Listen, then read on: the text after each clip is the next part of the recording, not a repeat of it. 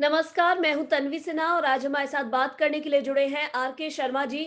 आप जिला सचिव हैं, भारतीय कम्युनिस्ट पार्टी सोनभद्र के, साथ ही आप प्रदेश सचिव हैं, उत्तर प्रदेश खेत मजदूर यूनियन के।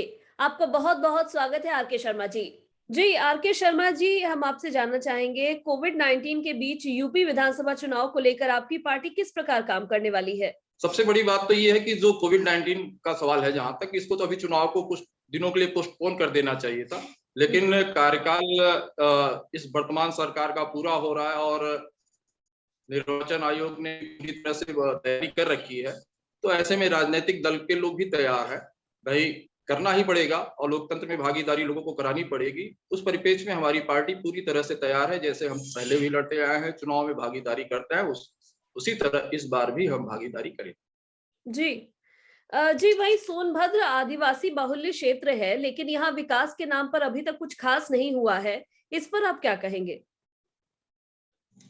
जी, सोनभद्र यूपी का सबसे अधिक राजस्व देने वाला जिला है। हुँ, एक हुँ। इसकी अपनी एक पहचान है, औद्योगिक घराने भी यहाँ हैं। जी।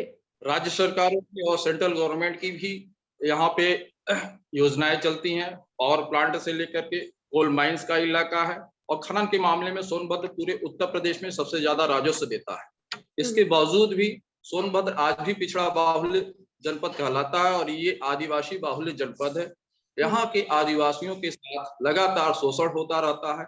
वन विभाग के द्वारा इन आदिवासियों के ऊपर फर्जी मुकदमे चलाए जाते हैं।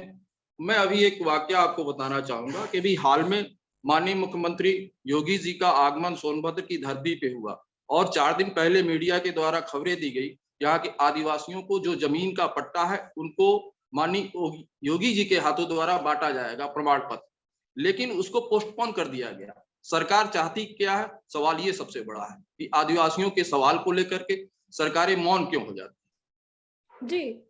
जी, आपको क्या लगता है अगर इस बार क्षेत्र से बहुमत आपको मिलेगा, आपकी पार्टी को मिलेगा, तो आप किस प्रकार से आदिवासियों को उनका हक दिलाने व प्रदेश में विकास में काम करेंगे आप? हैं? देखिए, हम बहुमत की तो बात नहीं करते।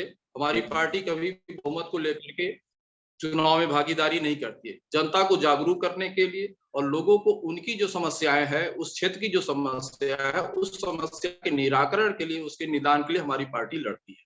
मैं कभी दावा नहीं करता या हमारी कम्युनिस्ट पार्टी कभी दावा नहीं करती कि हम सत्ता में आ रहे हैं। विपक्ष की भूमिका हम जनता जनार्दन ने अगर वोट दिया तो विपक्ष की भूमिका हम उठाएँगे, उनके आवाज़ को, उनके अधिकारों के लिए लड़ेंगे। इस एजेंडे को लेकर के हमारी भारतीय कम्युनिस्ट पार्टी चुनाव में रहती है। इस साल भी, इस वर्ष 2022 के चुनाव में भी हमारी पार्टी जो है, अभी हाल के ही दिनों में 60 सीटों को लेकर के चिन्हित किया है, जहाँ कम्युनिस्ट पार्टी के कार्यकर्ता जो हमेशा लड़ते आए हैं, लोगों के हक-हुकूक की आवाज़ को बुलंद करते आए हैं, उनको कैंडिडेट बनाने का काम भारतीय कम्युनिस्ट पार्टी के लोग करेंगे। जी। जी, शिक्षा व रोजगार को लेकर भी आप लगातार अपनी आवाज उठाते रहे हैं। इन मुद्दों पर बीजेपी सरकार के द्वारा जितने भी कार्य किए गए हैं, उसे आप कैसे देखते हैं? जैसा कि मैंने पहले भी बताया कि सोनभद्र आदिवासी बाहुल्य क्षेत्र है जी। और ये 3-4 प्रांतों से घिरा हुआ क्षेत्र है। इस इलाके में शिक्षा का बहुत बड़ा अभाव है। यहाँ के जो छात्र हैं, युवा वर्ग है, वो बाहर अन्य जगहों की तरफ पलायन करते हैं उच्च शिक्षा के लिए। इसी क्षेत्र में, इसी जनपद में 16 डिग्री कॉलेज हैं, प्राइवेट और सरकारी संस्थानों को मिला के 16 डिग्री कॉलेज हैं।